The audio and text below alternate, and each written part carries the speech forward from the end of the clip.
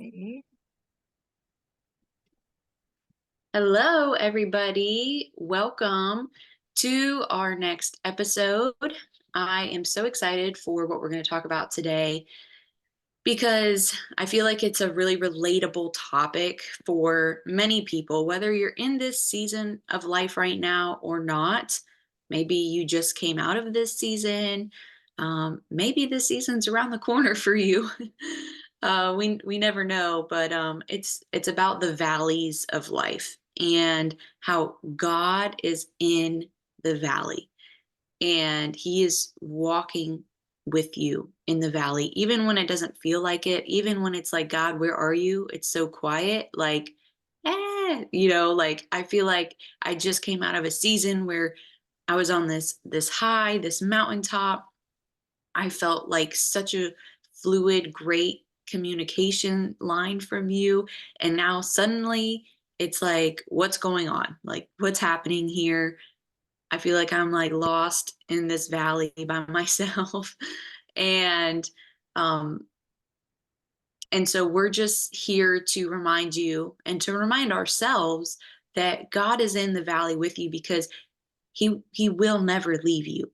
That is one of his promises to us, is that he will never leave us. And so it's easy to see God in our mountaintops when everything's working out, when he answers a prayer quickly and you tangibly see it in your life. And it's like, oh, praise God. Like, and sometimes we go through seasons where it is just back to back to back blessings, tangible blessings. And it's like, oh, you're hearing from him, you're seeing prophetic things, you're, seeing tangible blessings, promotions, financial increase, the desires of your heart all aligning. And there are seasons where things just unfold really quickly and rapidly and awesomely. And then there's seasons where sometimes it's a little dry. And these drier seasons, more quiet seasons, still serve such an enormous purpose for us. In fact, it's a really critical piece to our next mountaintop experience with God, because our attitude and our heart posture in that valley is going to determine what that next mountaintop looks like, or if we even get to experience it. Because sometimes we can bury ourselves in, complaints and pity and all these things that keep us from seeing, from touching the promise, from experiencing the promise. Like, you can see it, you're in the valley, you're walking through that valley, you see the mountain in front of you, you can see the mountaintop, but you can't touch it, but you see it. You're like, God, there's the promise right there. He's like, yep, you're almost there, but can't touch it yet because there's still some things. There's still some seeds you got to plant here in the valley where there's the richest soil. And that's where his fruits can grow. So what are we planting in the richest soil during the valley? Is it something that's going to exalt God? Because when we exalt God, he exalts us. That's his gift to us. So God, I'm going to praise you and I'm going to exalt you here where I'm at, even though nothing makes sense, even though there's chaos around me. There's not chaos within me because I exalt you and I rejoice in you. And so there's always something we can rejoice in, even when it's really hard to find. Sometimes there's seasons where it's really, really hard to find something to rejoice in. But I think that's what sets us apart as believers from the rest of the world is, we have the spirit dwelling within us to where we still can rejoice. I can rejoice just because the spirit's within me. I mean, that's pretty awesome. Whereas someone that doesn't believe, they don't have any hope. They have nothing that they can rejoice in during a valley. And so that's a really sad reality. But I'm going to pass it over to Laurie so I don't just talk the whole time, because I just feel like God is putting so much emphasis on this episode and we just kind of came up with it. on the spot too, but that's how God works. Yeah. And the thing about the valley too is it's that moment where God is refining us and asking us to pursue him the way that he pursues us. Because he pursues us with a passion that we have inside of us. We have that same passion because we are of him. And therefore the passion he has to pursue us is the same passion we have inside of us to pursue him. But so many times we get to the top of the mountain and we're so excited and we might be saying, yay. But at the same time, are we still pursuing him or are we just like, oh, I just love it up here. I'm just going to stay up here on this mountaintop. It's amazing. It's beautiful. And then all of a sudden it's like something shoves us back down. We go, roll. I'm like, lately, I feel like I just was rolling down the hill and I'm like, oh, what just happened? But that's our moments of God asking us to pursue him with that same passion, to make our way back up that hill to him, to make our way back up to those moments where we see his provision because he's given us his protection in the valley. He's just asking us to trust him, to allow him to mold us, to shape us, to set us in that fire, to refine us, to burn all of that we don't need and that doesn't serve us out of us. He doesn't do that on the hill. He does that in the valley. So we have to go down there in essence, because we're always becoming. So it's like we get to celebrate that moment where he took away the, like, for instance, of the bitterness. He cleansed me of the bitterness. I'm up back on the hill, and then he takes me back down to the valley. So now he's going to burn out anger or resentment or jealousy, whatever it is that we don't need. We have to go down in that valley to lose it down in that valley because we don't need that up on the hill. Ooh, that was so good. That was not me. We don't want that up on the hill. We Yeah, can't that be was good. serving God up on the hill with bitterness. We can't be serving God up on the hill with jealousy. We can't be serving God up on the hill with anger and resentment and all those things that our flesh wants to hold on to. So he has to take us down in the valley, in essence, to burn that out of us. It doesn't hurt us, it heals us. Ooh, that's another good one. It doesn't hurt us, it heals us down there.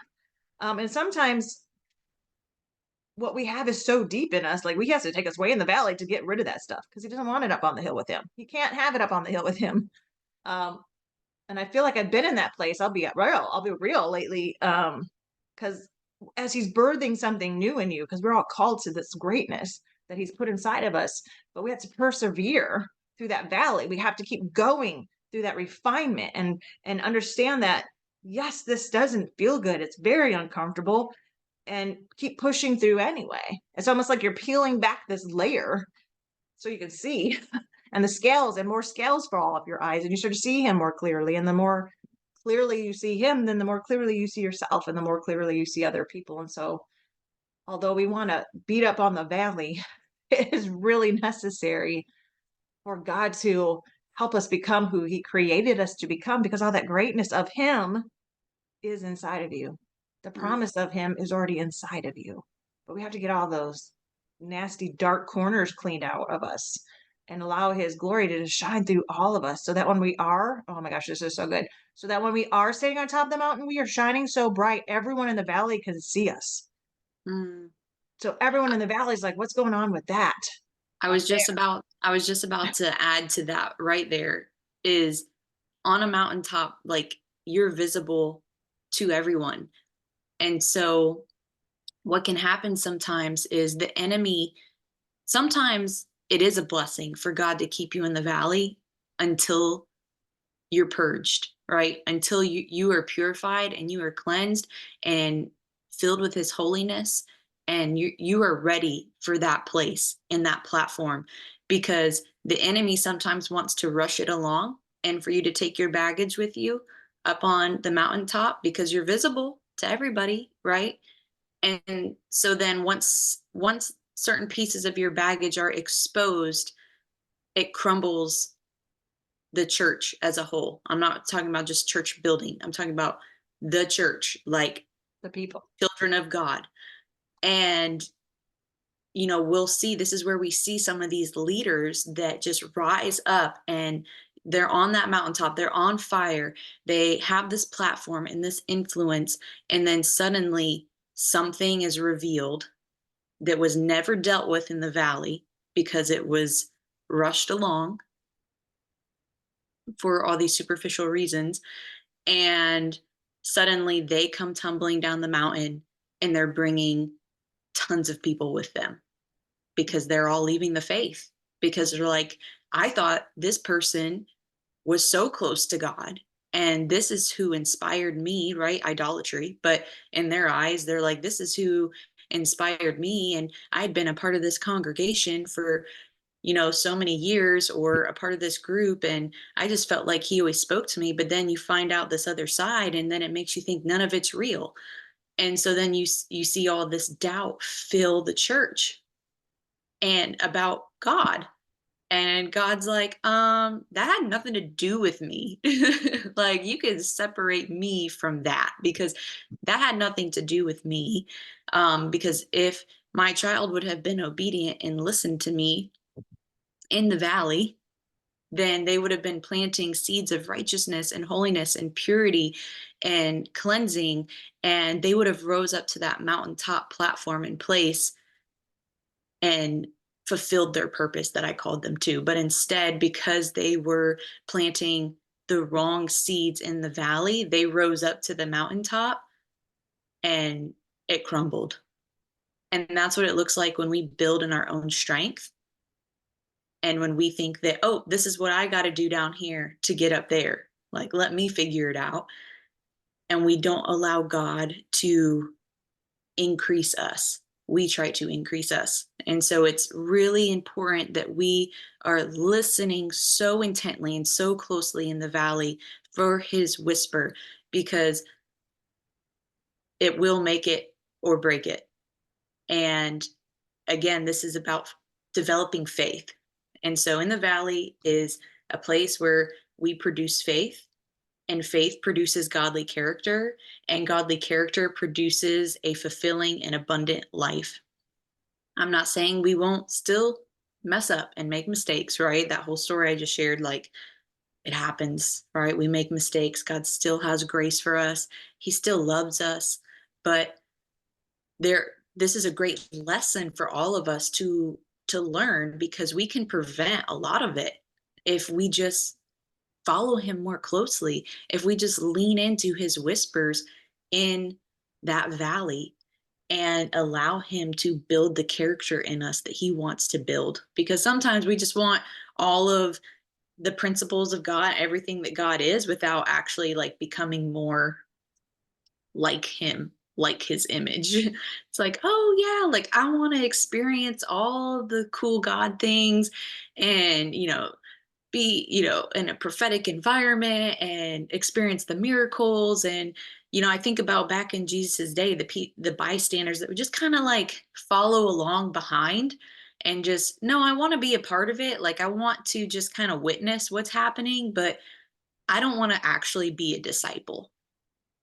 I don't want to actually go through the mud and have that heart change and go through everything the disciples went through following Jesus for all those years. But they were just bystanders that just kind of, you know, witnessed from behind, like, oh yeah, like I don't want to get my feet dirty, but I want to see what's going on. So we don't want to be those people. We are called to be disciples, and we are called to build a godly character so that way we can fulfill the purpose that he has for us on the mountaintop. And he also calls us to bring others with us. That's what being a disciple is. And so we have to really think about our level of impact that we're making on people and the responsibility that we're carrying when we are going through that valley and rising up on the next mountaintop of life. Like, is this true? Is this honest? Is this authentic? Is this truly the way of God? Or did I manipulate something down in the valley? Did I try to build this on my own, and now I'm leading people in a wrong direction? Even though it all feels good, it doesn't always mean it is good. So again, that's the importance of the valley, to really listen to the Lord, because there's always an enemy who's always trying to plant seeds and whisper into our voices, and he tends to purposely make his voice a little bit louder than God's voice sometimes. Sometimes it's more of like a shout, and suddenly you're just like, oh, like, okay, that makes sense. But anyway, I kind of went on a tangent there. Well, there's a couple of things because I do like to draw up the seed because that was in my head. All it takes is one seed of doubt to take the whole mountain down. That's it. And then also, yes, as people, as being children of God and being supernatural, we're inclined to want that power that God has. And so we chase after the power. That's the problem. People chase after his power, but you're never going to catch it. If you want to be used by God, you must allow him to first instill in you his power. It's not something you can chase after. It's not something you could ever grab a hold of. You have to allow God to grab a hold of you. And that happens down in the valley. He has to change you. He has to cleanse you. He has to purify you because he cannot go into the dark places. You have to get all that darkness out of you, and then he can go into those places. And then also, while Taylor was talking, another part of the problem that we run into is God will give us the promise. And we're so super excited about the promise. So we go chasing after the promise instead of chasing after the promise maker. And that's our mistake. As we go chasing after the promise, and God's still back here where he gave us the promise, and we're way over there going, what happened? Where'd you go? Why am I, what is, I'm back in that same spot, is because he's still standing there waiting. That's so We went good. off, yeah, we went off without him. We're chasing after the promise instead of the promise maker, who actually knows how to make that promise come into fulfillment and to get you Mm, into alignment with it and to get everything in place for it. And when we go running off without him, nothing's going to work. And then we're just sitting there with nothing going, what just happened? I thought I heard you, God. And he's like, you hmm. did. But then you just ran off without me. I'm still back here. I was back here Right. going to refine you and get you ready and clean you out and lift you up, because everything that he gets out of us becomes a step. And that's how we get up the mountain. We can go running up if we want, but we'll just get pulled right back down backwards. We won't get to the next one. So it won't be the valley, new mountain, new valley. No, we get yanked back down to the old valley because we didn't do what we Hmm. needed to do there. He's always going to yank us. Well, actually, we yank ourselves back because we can't go forward without him. We can't get to the promise without him. And that's why you always Yep. find yourself back and you're like, oh, why am I back in the same thing? Well, because you didn't learn what you were supposed to learn. You're always going Yep. to go back to that moment where you didn't learn what you were supposed to learn. That's why every day I'm like, God, what do I need to learn today? So I don't want to keep going back. I did that for too many decades. I'll be honest. I did it for so many decades. I kept coming back. And I'm like, what is happening? And then I would think I got back on track. I got back to the promise. Okay, cool. And then away I ran again without him. I'm a slow learner sometimes. I could do that same mountain like 3 times before that third time I finally was like, okay, God, wait a minute. This is getting old. And he's like, well, I've just been sitting here. And it wasn't until I started chasing the promise maker. I Yep. haven't been back to that valley. I'm in a new valley, but not that old valley. And it's much better to be in the new valley than the old valley, trust me, because I was in that old valley a really long time. But the point I'm making is you can save yourself a lot of heartache if you remember to chase the promise maker. Because when Hmm. you take the step with his step instead of running off without him, you'll actually get up that next mountain and you won't have to go back to that same valley. You'll be ready to be up on top. You'll be ready to lead for him. You'll be ready to shine for him. Because, like Taylor was saying, like everyone will see you up there. Are you prepared to be up there? Are you prepared for people to go looking in your dark closets? Hmm. Because if you still have dark closets, you probably shouldn't be up there. Right. Yep. You need those cleaned out. There's a lot of stuff Yep. in the past like I had to get rid of. I And still, that's why we have those seasons where of isolation. It's the valley season, right? A season of isolation where he pulls you away for a purpose to do just that, to purify, to cleanse, to make whole, and to heal. And we're going to have several cycles of that throughout our lifetime here on earth because we are always going to be sanctifying. Like we're not just like, oh, like I'm perfect. Like I'm all good. I've learned everything I need to learn. And I'm just sitting here waiting for him to take me to heaven. Like that's that. Because if that were the case, the moment we accepted Jesus as our Lord and Savior, he would have just taken us to heaven. Like if that were it, like obviously he has a purpose for us to fulfill here on earth as his children and as his disciples. And that there is a process of sanctification that goes with that. And in order to be sanctified, we have to go on this roller coaster of valleys and mountaintops of life and build that character and, make that impact. And we cannot be on the mountaintop in all of God's glory if we didn't go through the valley and purge out everything that is not of God. Like, we have to be cleansed of the things of the darkness and the things that hold us back from where God is calling us, because we have to just think about how perfect and how holy God is. Like, and we're rising up to his level when we're going onto those mountaintops. We're rising up to his level, and we're not even all the way there, right? Because obviously he's in heavenly places. But the fact is that we can't take all that baggage with us up onto the mountain, because he's like, that's not that, none of that is me.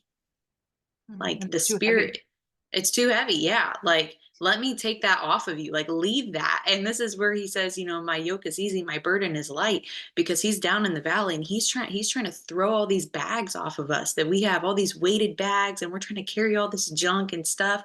And he's trying to just throw it off of us. He's like, here, give it to me. And then he's just throwing it. Here, Mhm. hand it to me. And he's throwing it. And he's like, you cannot trudge up that mountain with all of this stuff. Like, you won't make it. You won't make it. And that's just such a powerful statement when we think about coming into the presence of God each and every day of our life. It is, God, release me from whatever is keeping me from being closer to you. Whatever's separating me from you, take it from me. Highlight it for me so I can see it and I can let go of it. Because you might be that person that, again, sees how awesome God could be. Maybe you see it in someone else's life. Like, man, they just have such a good relationship with God. Like, they just experience so much of God, and maybe they're just extra gifted, or, whatever it may be. And that's a sign. If you feel that way, that's a sign to look inward, be like, God, what am I doing that's separating me from you? Because he desires that same relationship in a different way, because we're all different, with all of his children. And so they're no more special than you are. They are no greater than you are. He uniquely created you for a unique relationship with him. And so if you feel like there could be so much more to your relationship with God, but you're not experiencing it, that is more than likely your fault, because God is there with an open hand. Like, I'm reminded very often, like, the level relationship that I have with God is up to me, because he's willing to go 120% all in if I'm willing. He can only meet us where we're at, right? So what type of relationship do I want with God? And then, God, I'm willing to let go of these things that are holding me back from you, holding me back from going deeper with you, from knowing more about you. Teach me your ways, show me your mysteries. Um, I want to know your heart, God. I want to feel your heart. I want to take on your heart. I want to hate the things you hate. I want to love the things you love.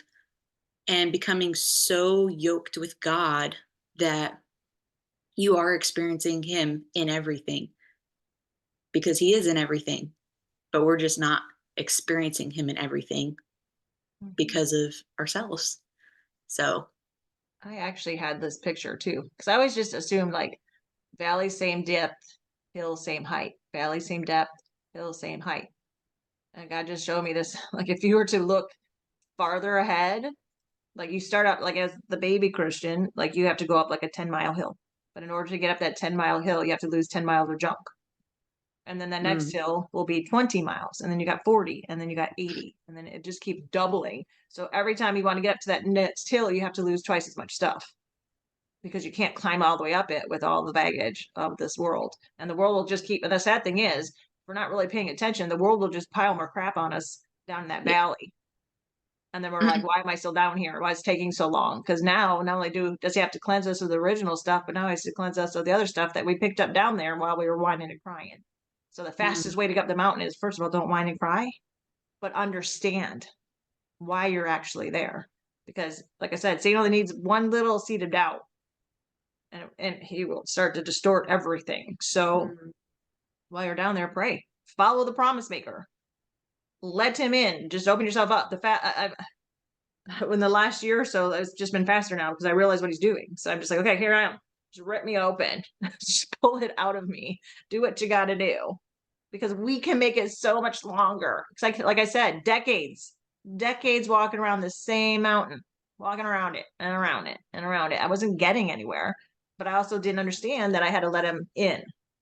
It mm, wasn't just about chasing him, but allowing him in to cleanse me completely. So the faster you say, yes, Lord, please, the faster he can do it. yep.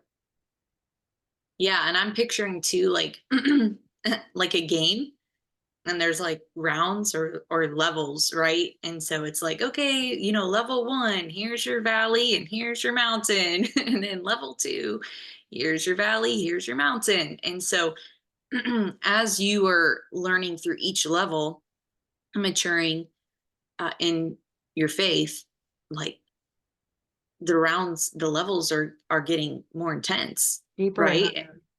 Deeper and higher. And so that's what I'm thinking about with, you know, where he talks about being a quote unquote baby Christian, right? Where it's like, okay, yes, I offer milk, like here's your milk. But then at some point, like you're leveling up and you have to get to solid foods, and you have to be able to, you know, digest the solid food.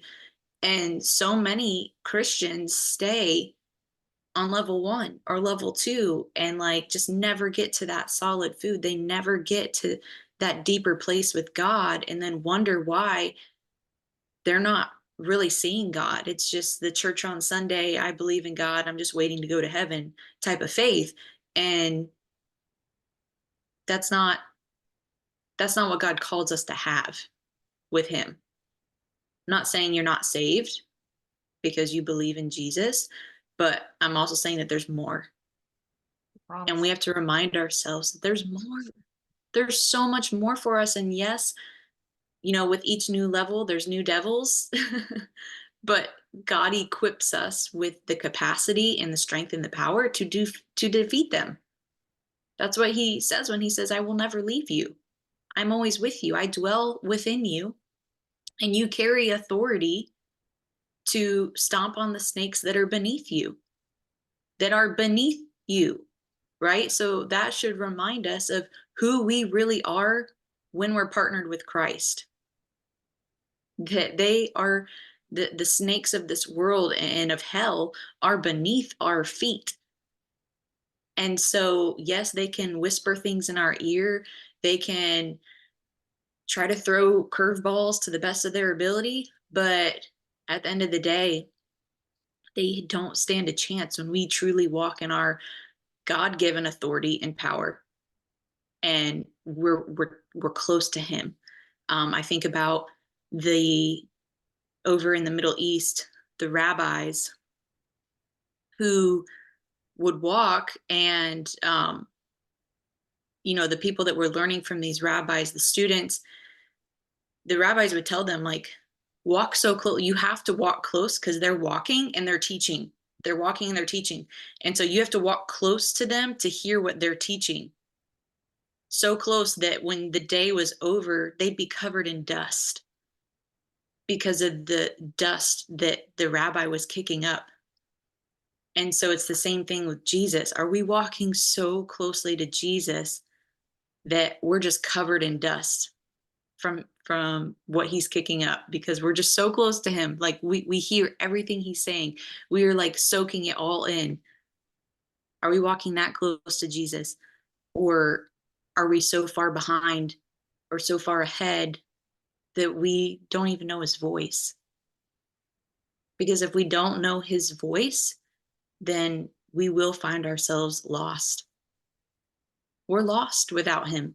Let's just be honest. And sometimes that's why we're in a valley, is because we've gotten so far from him.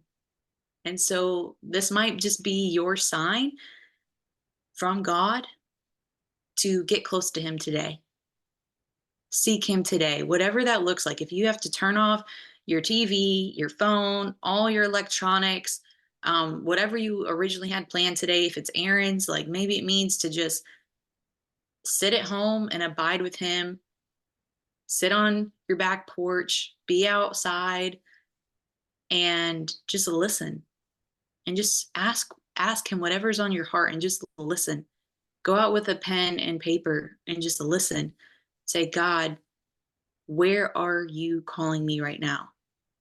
What's going on with my heart right now? Why am I so far from you right now? And he'll reveal the answers to you. If you genuinely, he says, seek me and find me.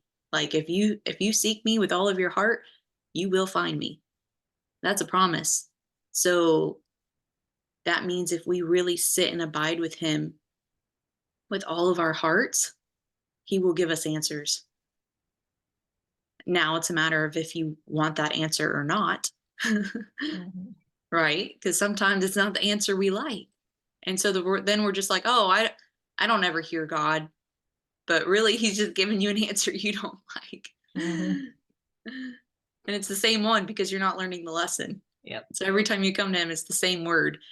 And you're just like, all right, got it, cool. But he loves you so much. So just know that he loves you so much, and he disciplines those that he loves. And so take it. That's something that I've been learning so much in this season is when I've been feeling disciplined by God, ultimately I kind of feel just like the enemy wants me to feel shame. The enemy wants me to feel condemned. But God reminds me that I discipline you because I love you and I want you so close to me. And I want you to fulfill the purposes I have for you. That's why I'm convicting you about this. Because if I didn't love you, I'd just let you do what you wanted and And then you'd you'd be in the pay for valley. it. Yeah, and then you'd pay for it. But I'm going to convict you so you don't have to pay for it, and your heart is just going to draw closer to me. So that's a great reminder for you. If you are feeling like God's been convicting you lately, it's because he loves you. It's the same way you would discipline your child. You don't want to see them get hurt. So, of course, you're going to discipline them. And when you have your little talk with them about why, you always say, oh, it's because I love you. Like, this is why we, it's the same thing. God talks to us the same way. So, Yep. He Lori, do you wants have us. any? Yeah, I just wanted to add because he wants us to get to the top of the next mountain. He Yep. wants us in his promise because his will needs to come into fruition, and his will comes in fruition through his children being in their promise that he created them to be in. And he can't get you there if you're not willing to go up the mountain with him. He's got to do the work to get you up there. He loves us so much. He wants you up there, but you have to let him lead you up there. And sometimes it hurts, and sometimes it's painful, and sometimes it takes a minute to clean you out. Yep. He cares more for our character than our comfort. Mm. So, on that note, we'll close out. Thank you guys so much for tuning in. And we hope that you learned a lot. I know that I did. Honestly, I just praise God for speaking to all of us and loving us all so much to give us these words of encouragement and of truth. So we look forward to having you on our next episode.